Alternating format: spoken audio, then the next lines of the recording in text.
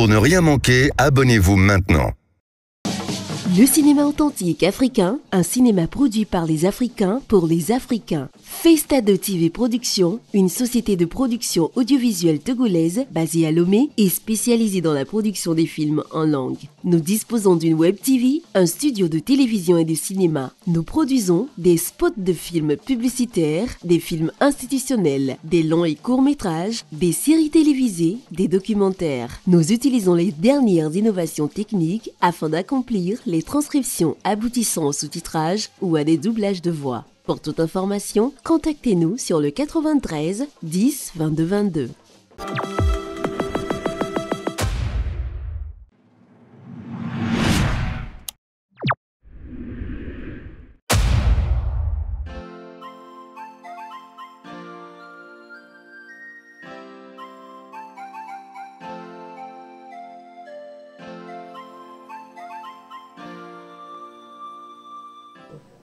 Agbabanyan we. Nama na we. Baba matre. Amigo, me do gbero. Lego, aperan. E fon la. Le vieux. Mi fon ni. Il faut. Amiga, me ku. Mi ti dobe ma wo yi. Ma bio mi ne ma te po dore le mi agbolo mi. Ah, do na o do le bonye le ti aseme. Eh. E parale be aba o do. Ba, do me le ge ya. Awu, amiga ne mi be ma no tutu fie na mi chama tutu. Mi kanu ke mi do na mo ma we na mi. To ni pe ma po dore ma no me de kuku ga. Me gbo leke ko na ba o do. Leke na o do le bonye le ge. E o ge bia o melere. Amiga. Okay. Merci. Va. Ela que le a game do a o do le ge ya. You know. Awu, amiga akpe na mi kaka ela jojina gbogbore. La on va ti don ton. Amiga me ku e do kevenyo. POUVOIR, elle dit tiens quoi, bonne ko ya odore. Titi, elle dit e do me ya do no. Oh, e ga dudu e ke na vo. E kana no baba no. De dieji, de dodonu. Ye me ya. Ela jojina gbogbore nto amiga. Akpe kaka. Exploration. Aw. Ge to ma ya de tu vie yin exploration no si ore. Exploration no si. Nene ya mate ho. Exploration mate ho na odore bonne. Ela jojina. E lui après la signe de vos les gars qui n'y a plus de vignoble. On m'a honné les gars.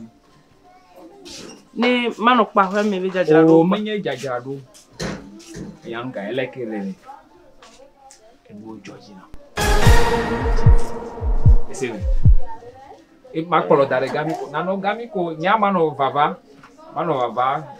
Ma no popore me. Amiga akpe kaka mpo mi ave susu ava. Jojina akpe. Me gati, me dokona wa me ga. Oh. Check pena. Wole le ko yima ho dare ge ko na ba no do. Doka ya wa o te wole ge. Doka ya te wole ge. E ma ko te fele gani. Na no ga mano. Wano bo do vivi ko fore. E be kaka ori. Ne nunca me ya ko. Ma te o do le ge ori. Adonu mi aba no bo do na asisi o le ge.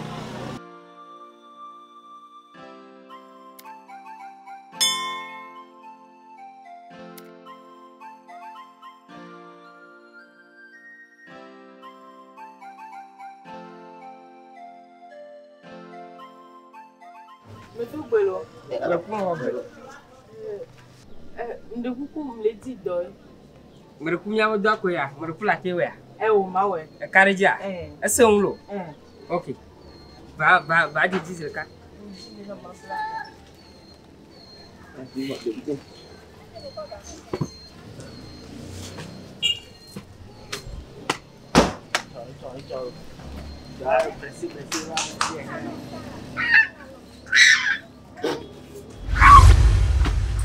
Problema. Cho. Agba fa. Cho. Va madro no va. Agba fa. Me de ba o do a. Ah. De blava. Tiens le moteur. Adje. Là. Blaulo. Dele. Yes. Va. Agan le dialo va. De bla. Va. Tu vas faire. Après là, mais quelqu'un le fait. Ah. Non, tu vas Nicolas. Ah. O ma kilo o ma tuwe mo gano. Oh, ni hier gacho na. Oh. Après là, kalo. Ah, mo sakpo.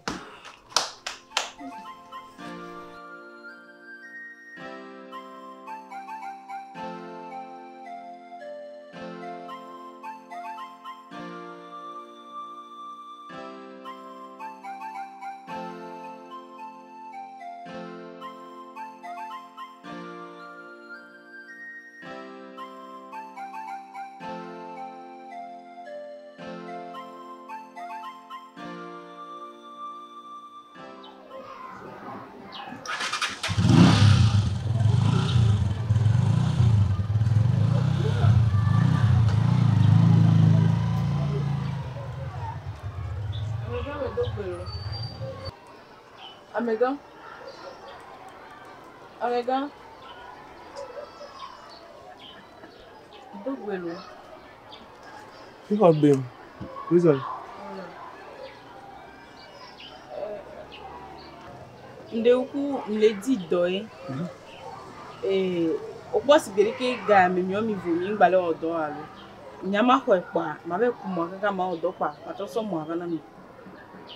The policy government spare all blalo. Ma ho spare. Gamende nyam la yin nti kona ma wala ho mo. La odo. La so governor. Ninia. Ka ka jibo wala la te ku mo ku to bona zemi jadolo. Ah, nyama ku buntolo. Na je so mo na mpoma kuna. Di ma so mo no abaka ka mo bana ma. Awre fie pe ku ma pile. Tiko. Fie la ma pina porke mkuna morala. Oh, ka jibo wala kuna mo. Yao? Ok, masuk porang. Bawa sini porang. Wande ku blolo. Ah, oh, nyenda jani.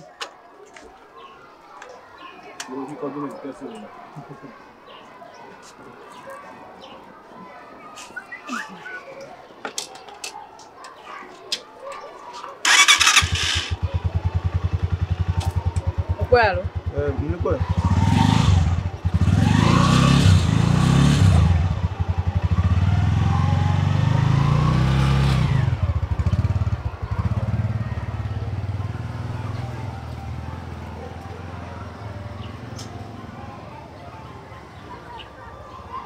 So mon ami me fait jouer au disame la finissant. VONT lo suswalo. Obo le fume le gba oro de cha no a démarrer fi jan pa Alors le auto village va lo. o cha wa ta ti pa yan ko lo ti am be ko pa ma re so wa te so mo so jona. Ade so mo jona wa re. Ma se ni ja so mo re pojo. Ah bo. Oh, ngba le gba re. Ela vai. O ko en pialo. Ah, o nko e. Mkuna mola. Nko e. Mo so lo nde pe na mo re. To ngbe ba so lo nde pe na pa pe na ma wo. Awore mpie won to mko mi mpia. O mo ko se bo. Ngba ku mo ko la jo wa no gbon la ho na no kla gba na yan pa bola. Ija nyere nyare keji mi ni. C'est bon. On se wa. C'est bon, bon. Aje. Mati so mo no ko. Mati da ti le. Oh, ma no wela na mspare ma no quick. Ni nda gbele mo na wala. Oh, fifi a onyanke ya. Onyanke ya. Ya, nla njunwa. Ma so mo na oboa. Wa no gbon ki ya yin to ma no zero. Ego. To ma no. O ba so mo na me nya nje to mo na. Ah, nya njela tu tukara no wala. Nya njela wo leke akwa agba nke ma. Oh. Ya yo bi o cha wa kwere yan ti ko na rika na jo ni lili o. Wa yi mere ra. Sure. Ngwamu.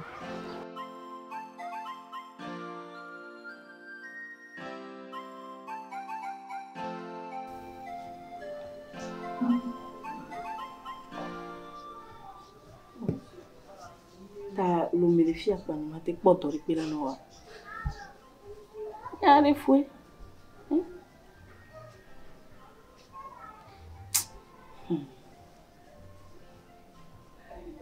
Encore n'y mieux, ou toi Philippe Pépé. Ma ou nous kata.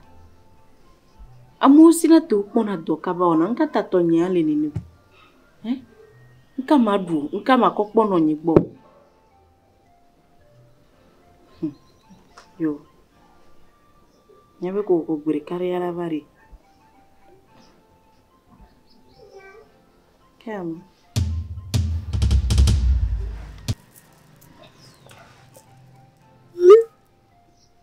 Me dogbe eni afeto bedzo e gadijiredi le minti blato akomoto okay e gadijiredi le minti blato mi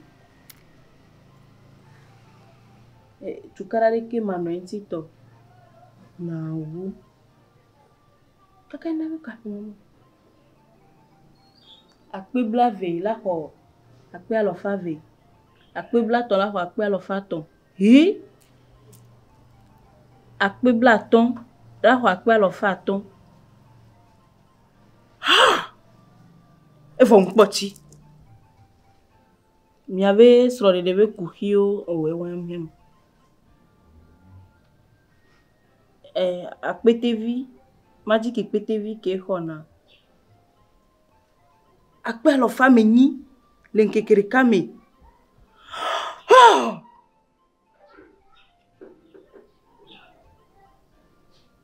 mi ave gbogbo awora e won mi mo le gave nyanya le glo maye number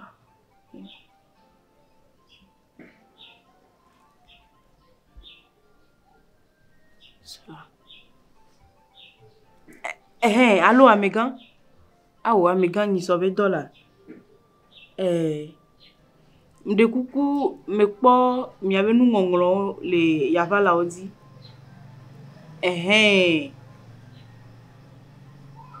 enyo aha ne me to segbe me enyo awo mava me kaleje gbe otro mi ano mi agbola ho me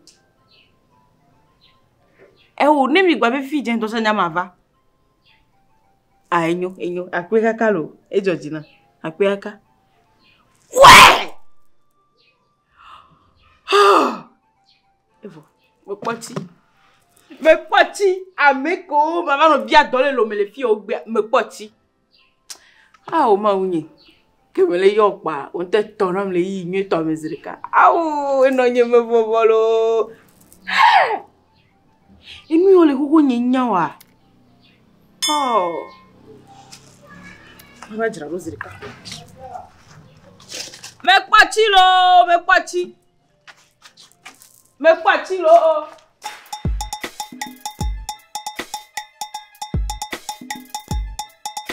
Igogwe baba go ya wai. Awe adato igogwe baba go ya wai. Awe adato igogwe baba go ya wai.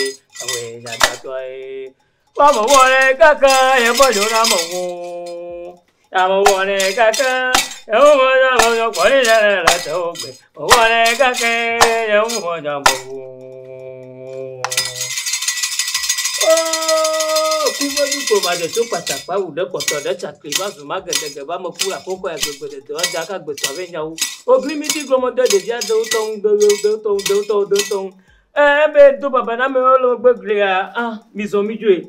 Ama gbogbo marula aba gbo na duare ni to mo foto mo ku ifa ke npepo makosa aba tumo ja ko un aba yen npepo ma do le de kan poto akese o souvie un le mo to gbe de un ko gbo no han la nya bra o le gbaji ase via ne ver gavon ase magbo na ma na nwa mo gaga ana un to bi voire ne mi azoro ngogbo ase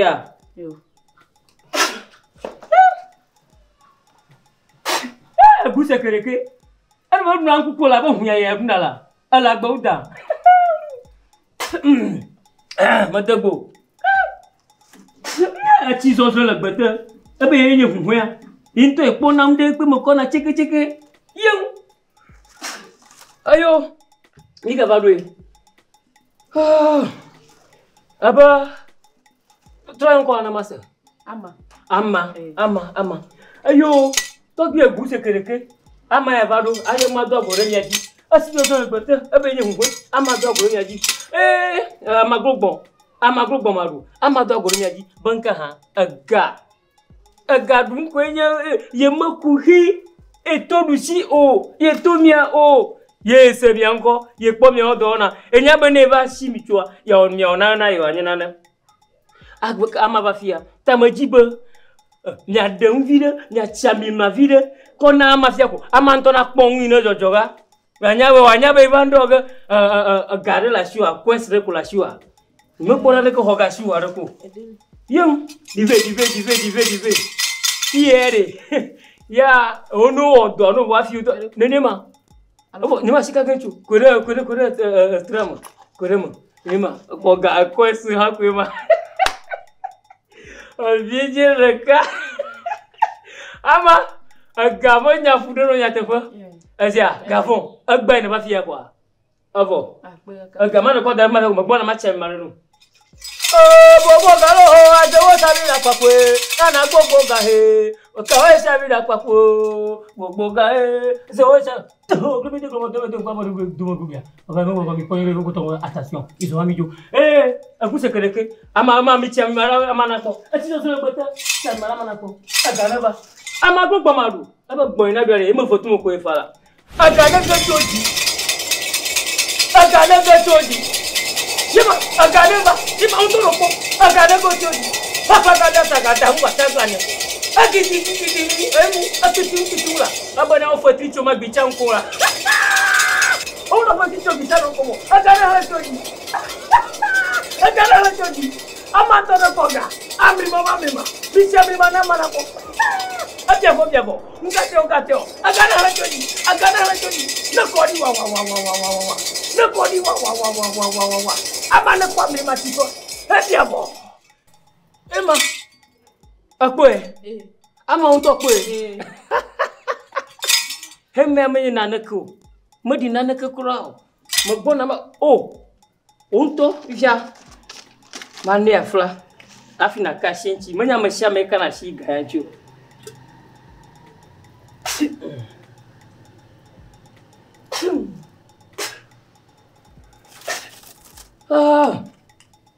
Ya hayeji bo kashinchi na koda o kashinchi gavon na nyabo gantonto lina ko la gavon ama ho gavon geji po ne va ge ne po ne mo loga no bia ya fo mo ko ga mo lega lipo na nyabo gaima wala dun koji deje ka kwa fanya ye ko ma wa to suga abo fon le la Bunoga ido jango ke mate ko ga ojo alo gbodidi apo ga ne ko be 150 pe on to po ga oji ne gaji ga bubu wa ga sugbon wo ya maga tewu nu million wa sugbon kaka e ya de suna nyalo ta he anu wa kaka he ya mo hoga bi file akojo mo we nu vo wa to pe kaka afina na ho akojo a rula chufa nyana nya ha rula ho tonya rula chufa nyana me maga chufa buso ala farka de awo yenye vosa rula savo ye nene makovo awo vosa afia rula konno akosavo luka no rula akosavo kingbo maba hoga afina ba hoya voix madun kwejino magadijio nkeke tomogbe no adula profia akuva savo a voix na me va wo ha wonto elemo ala ba mana nanya ine va fia kwa aga wo ha va fia wo aga mana dare fima wonto se wo le fima wo ta godo rula pronova lenkeke tomogbe mama no ma wonto va ilo Chagba. Pronova fina va hoga ya sia. Gaya atowe ya. Malo sugbon hon, gavi du pima ko. Na ko be ma na pronove. Na ma gava obubu no sia. Ama. La o toma. Piu. Même yo mi comito la carré. Adjo adina. Oyo ya oyo ye. Yo va ya oyo avaga ora kini. Mo kini. Na mi para tu ya wa he. Tu ma ya oyo. Ama glogbo maru. Mi ti ami mare de viola, de viu kwe. Nei ni cho nkeke to agbo. Akonu ave. No me kwe wa. Ele ntogbo. Ya nto wi na se yan ni.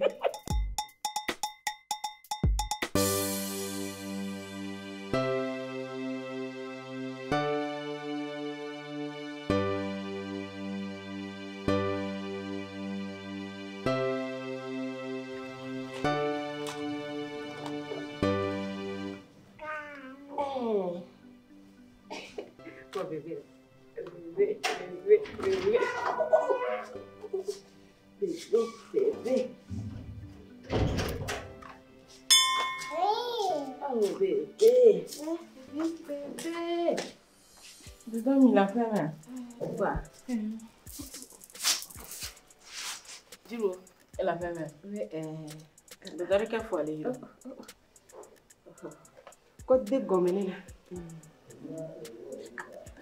Ni mo poka sentio. de que wasima me nyabere ya kwa na sisi de la. Koko yi. Trois lo aleke. Ne leki ni mateko. Bleu. Oh. Info. Enyo. Egbe ajire. Ekpodo a. Dada egbe to ya nubu ntolo.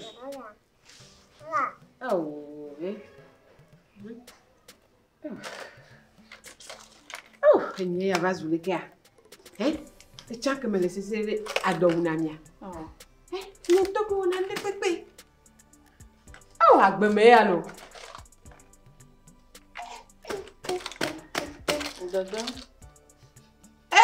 Via mo ko dunola, tundi mo ko dunola. Via mo ko dunona mola. Na maduno favio ncham loto nyesinwe. Mange abela diviola Nye ina siasi de via mo dunola. Ko de dia gbla kekekekera. Mama dasi la.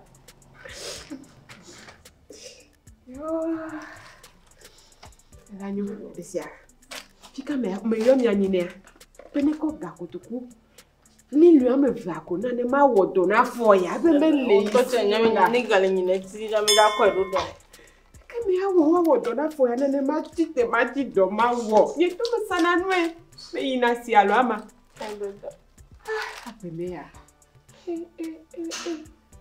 Agbe me ya. Dada. Nyare le mbe ma glo no. Oh, ekpodo dia. Amene be akpolojo yugo dia.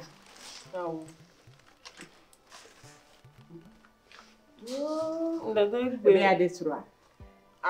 Nana nyame sro de benu milita me na mo vike makpo gale wa ono no milita me na mo. Ma hira te pontu ni de fine. E de ke pro ba fi anyi so. Ni se yo ma na. Master Johnny. E ya cha be adewa.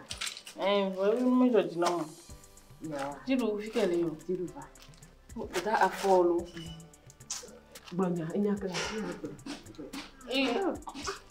Me que legbe, e me bo enu ngongolo le Facebook di.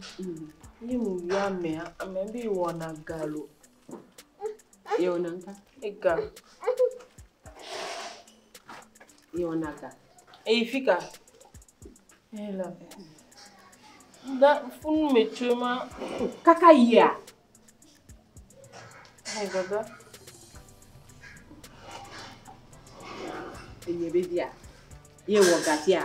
Dada igami le di na mi po fora. Pepari. Ngayo, gasika o nyama dasi nyama.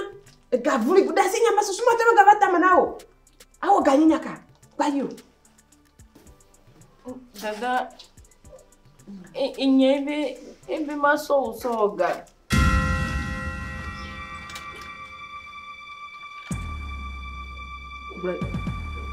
Ebe ma so ga.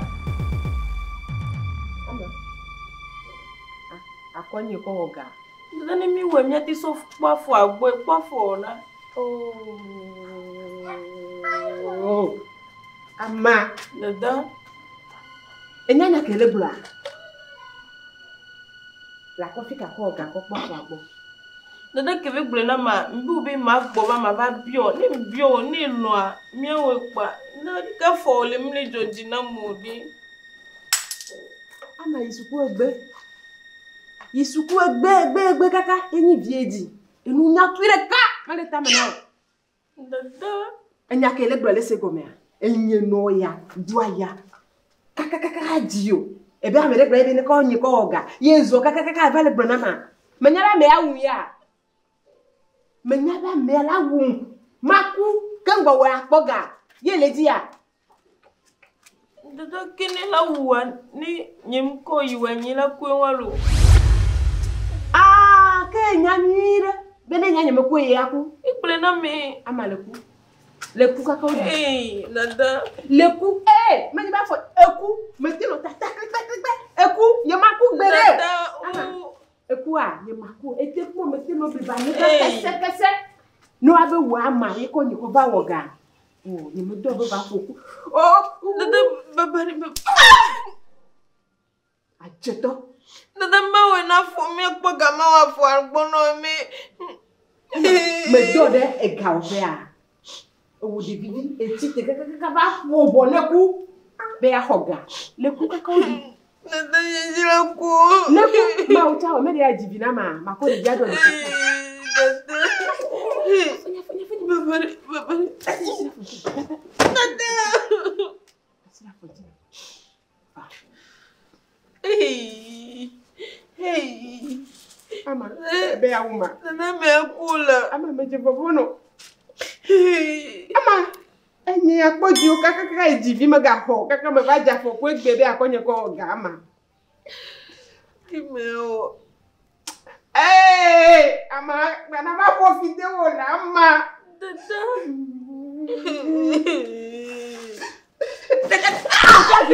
Toi vida fia. E gavlo didi ba di ke ba je fa fale fia. Ne mi wo kwago. E le ba ya me de kwa be a obo no awuye no. Ye le aba di a. Ye menyo. Dada. Bona. Jo na nya.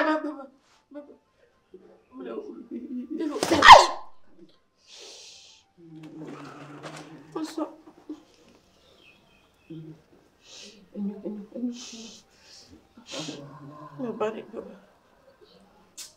Oh, me cagou me agbronya le fia, me cagou me agbronya le ya ku bronya la. Futon bele didi polo. Afunya ta mi mete wu mo abi je di ya to la ba wu ma. Ndani ma wu de. Como ya. Ama le ku. Wa o.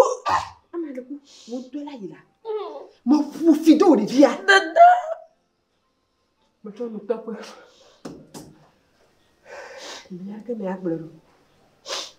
E hoga. Tite mako.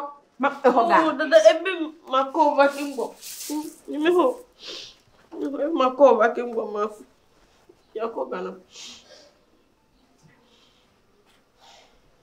Me to ta mu buka kare. Me de ya o cha me nya fio. Me de ya me de bulo fio. Me de bulo na me. Na me nyore ame to la be akwa no. Chowoga. Ye gazo lupa. Gavale blona noa.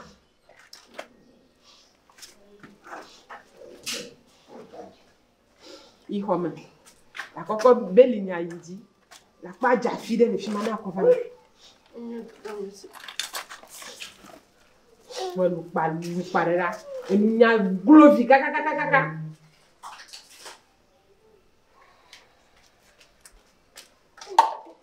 Ya tonye wo glovo a me de ya me enu me de ya tonye wo glovo a nye paradiso go honu alo nye pofu dada chwa de nye to mo na do ke ka no nu ko he ba no dudu ma ye na kaka egbe kwa le jo yi be iga ofe a me de ya me na le voa pa ama nye to kwe la fola ya si kaka le bele ke mba ma ho kaka le ba wu mba ma ho kaka le be da mba ma ho Egbe ya ni me da ni no pe. Bezbo we la di gava. Le pu du be iga ope. Ama ne de me ke kplo le nyale ko dina gare. La pu du be iga opa ama. Vous Danielo, dis-là, mi plan ya bevio. Mi plan ya bevio lo, mi plan ya bevio.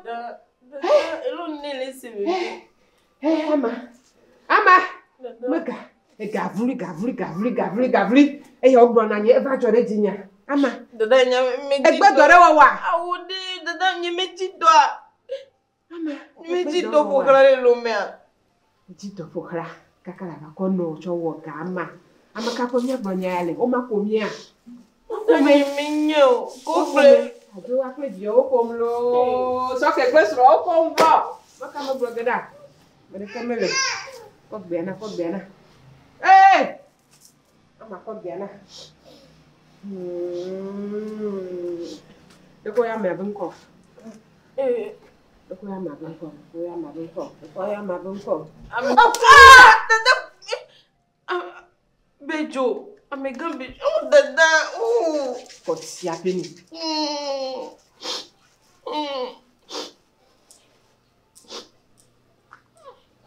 Yonkwa? Bedzo.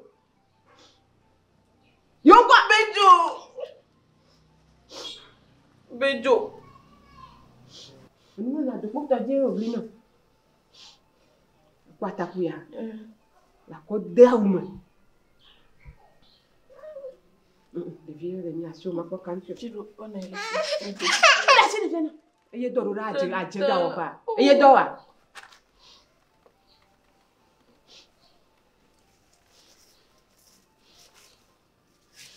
Oh, Renata me yo we. To binya conforme yo. E kachala me yo, e kapoto me cho. Me yo.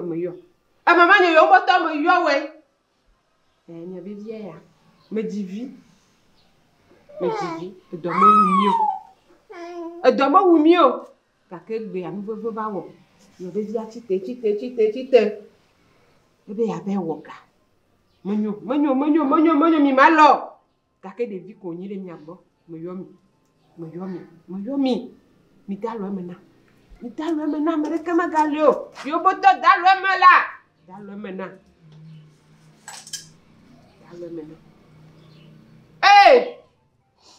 Etonye kachala. Etaka papa, etaka o. Amocho kao, etaka o la. Ekbrona benade. Amegbeto mono na kangula. Mono na yengu la geko bodo. Macho mirue, mokpom ya keke. Mi pombla ina nyabezia.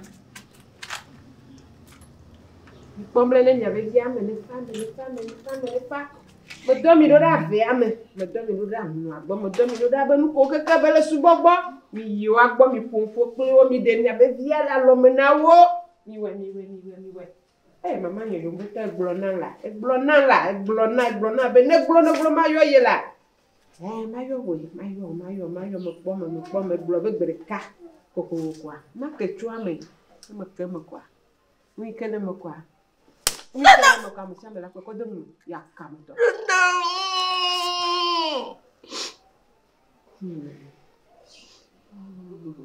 Abare. Ko chamba to. Akere ru mi ama. Ama enya hodwa nawo. Hodwa nawo.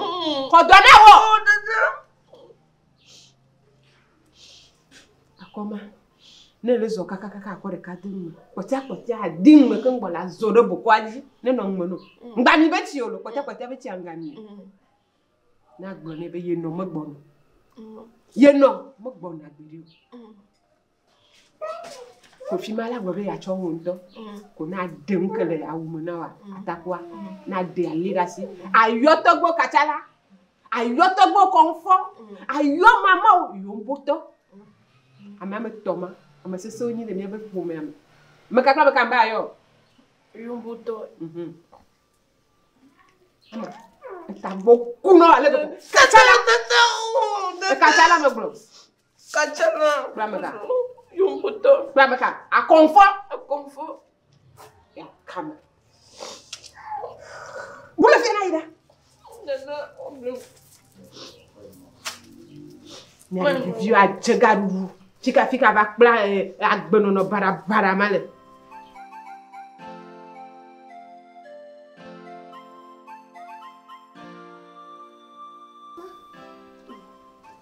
Dada, mama. Le matite. Agbenono no polícia. Na vai. Juro. Mama, c'est. Oh, je vais t'attendre. Va. Oh, va.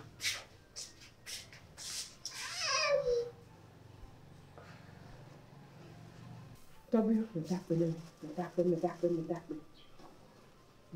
Nanu mama ne ba ne ba. Ni oge na koko mi oge. Oh.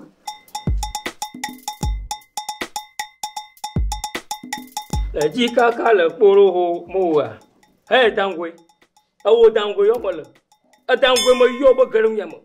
Soto ni bi hori he. Agba towa afore fi agba. Dangwe.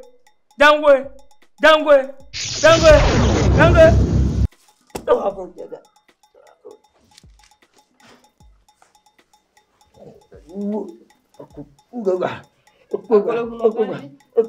Akuba.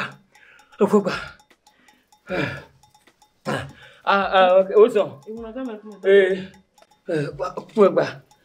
Akuba. To havunuba. No fia. Mereba. Masana wa, tomatine masana wa. Akuba. Oh.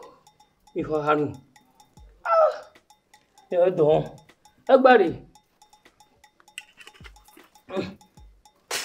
Le vidéo on se voit.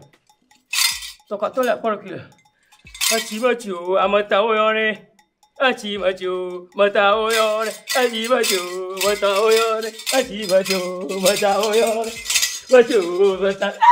Achibacho mata oyore Achibacho mata oyore Maga confolo Badiga tava badiga baba Madoma da ponya maya kuhira Toma de po Ai, jogador nada.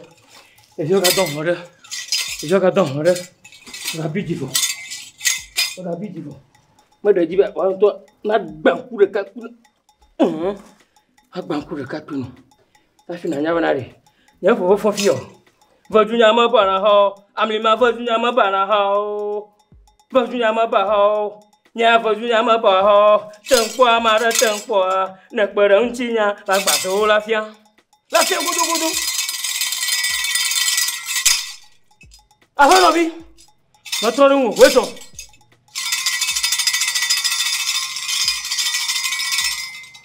Amare. Ame povere ha. Nada, nyama problema. Chu. Ba kejo. Ka akong ya de fofoma. Anya ba gbene ka yo. Ka on to di biaye. Okay, on to di biaye. Mele di biaya. Wa di biaya to mo tina. Ma toro hango tirata. Kwa ma vea, ma kwa ma vea lo. Ma on to di biaye ta. Oh, amago pomado. Aba gbona be nto fotu mo ko fia. No te fia ko ke fia. Mama yo gore. Oh, ko mi gore ta di mo yo to. De diare, am te galo mo to go. Ma ko no. Se jo so le gboto. Ona gora. O le diare no fo la si. Oi. Tu. Fica ali com tu. Ala pai. Ei. Fica ativa do fia. Mas que com mano? Fica. Show, a blanco. Oh, que me digo ontem. A não tu vai me coisa. Tu botou com a atenção. Oh, mano, não tô. Oh, vai pôr coisa aqui. Eu vou passar aqui. Muito bom. Oh, você vai pôr. Ai.